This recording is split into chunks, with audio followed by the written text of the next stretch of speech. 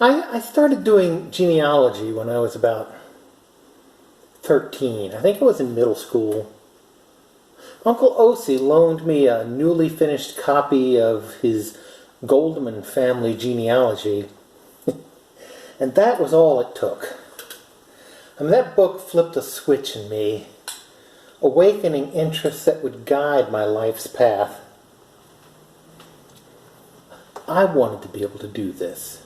I wanted to be able to uncover hidden information about lost relations. I wanted to understand how people were related to each other and how they could lose track of those relationships.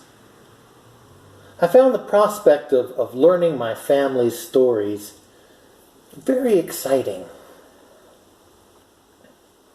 Helen Yates, a professional genealogist, had prepared the booklet for the Goldman family. She foolishly put her address on the cover, so I was able to track her down and pay her a visit on my bicycle. She was white-haired and gracious, and a born teacher. I still have the notes and the charts that she helped me prepare on my first visit. She took me under her tutelage and escorted me on a couple of trips into Richmond to visit the state archives and library. She showed me the ropes on how to order books from the stacks and how to use a microfilm machine, which was always a daunting task for me. She helped me to understand how to formulate research questions and where to look for answers to those questions. I didn't really realize until much later that these trips that she made into Richmond were just for me. I don't remember her doing any of her own research on those days. She was only helping me. Well, eventually I began going into Richmond on my own to look at the documents which today I can view on my computer from home. But these excursions themselves were exciting at age 14.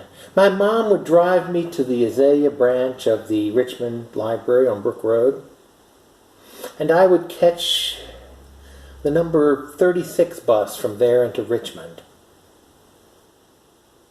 I think it was 36. Yes. Then I walked the block from Broad Street down to the State Archives entrance, and after my research was done, I would catch the bus back to Azalea and hang out there until my mom or dad picked me up. On one return trip, Grandpa Joe drove into town in his Chrysler Newport and picked me up on Broad Street. As I buckled my seatbelt, Grandpa handed me a stack of things. There was a faux leather zippered document case, 2 black 3-ring binders, a couple of legal pads, and a handful of pencils. Well, I was astonished, to say the least. I didn't even know that my grandfather was aware of my family research. And here he was, tracking down things to help me pursue that work. These had been things that he had remaining from his career in insurance, and he was giving them to his nerdy grandson in hopes that he might help that grandson follow his chosen path. It was a bit of a turning point for me. My grandfather, whom I respected deeply, was returning that respect, and in a way upholding and affirming the work I was doing.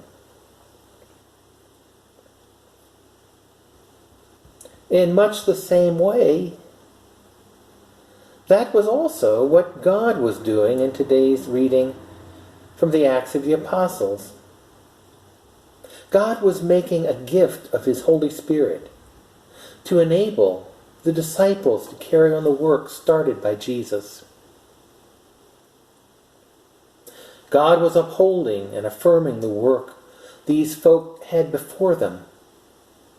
And He was gifting them with the means to do that work.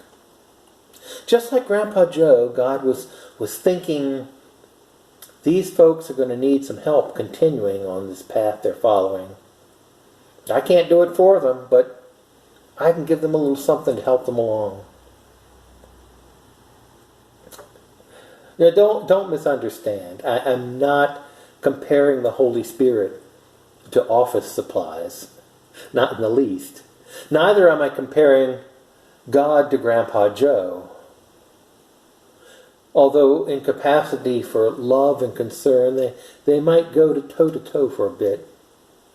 What I'm saying is that the gift of the Holy Spirit, God's sanctifying act on Pentecost, provided acknowledgement and support for the work that would become the focus of the disciples' lives. In his own way, Grandpa Joe did the same thing for me.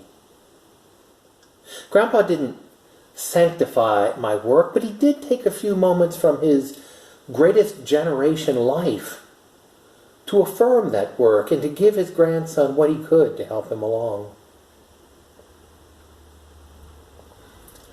Although Grandpa Joe's gift to me was just a moment in our lives, his and mine, a seemingly insignificant moment that he probably forgot, well, I never did. Pentecost for the disciples was a grand, historic, heavenly gesture which no one would ever forget. But while receiving the gift of the Holy Spirit was an historical moment, a specific point in time, a past event, we should not make the mistake of thinking that Pentecost was something that happened.